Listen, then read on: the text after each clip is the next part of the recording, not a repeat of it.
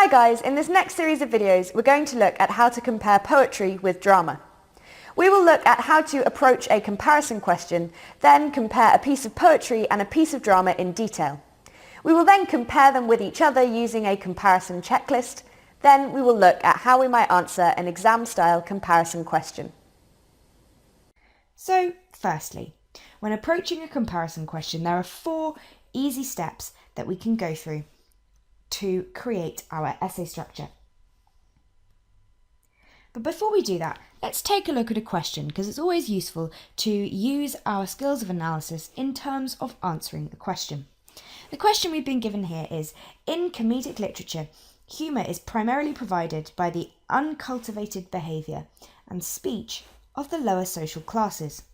And then it's asked you, to what extent do you agree with this view in relation to 2 texts you have studied? So, essentially, what this question is asking you to do is either agree or disagree with the statement.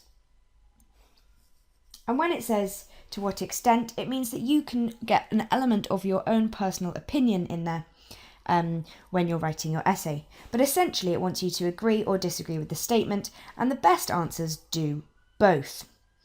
When it says 2 texts, it generally means one item of prose or one item of drama, but when it's talking about poetry, it normally means a collection of poetry. So I would say, just to be safe, you should write about 2 or more poems instead of just 1 poem, because normally when you're studying poetry, you'd study a collection of poetry rather than an individual poem. So these are the 4 steps we need to take when we're approaching a question comparing poetry with drama. Firstly, we need to approach the theme to choose our text. We then need to analyse our piece of poetry in terms of our theme.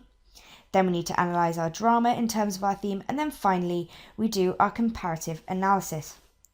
It's really important that we do these 2 steps before we start comparing them, because we really need to understand each text in detail in order to compare them. So step 1, approach the theme to choose your text. As you can see here, I've got a nice little mind map to show how we might think about what text we would use for our essay. Hey guys, I hope you enjoyed the video. If you're looking for an amazing A-level English literature resource, join me today in my series of engaging bite-sized video tutorials. Together, we will concisely cover all the important concepts required by your exam board specification, as well as practically apply what we have learnt through exam-style questions, focusing on how best to structure your answers in order to maximise marks. See you soon, and together let's make A-level English literature a walk in the park.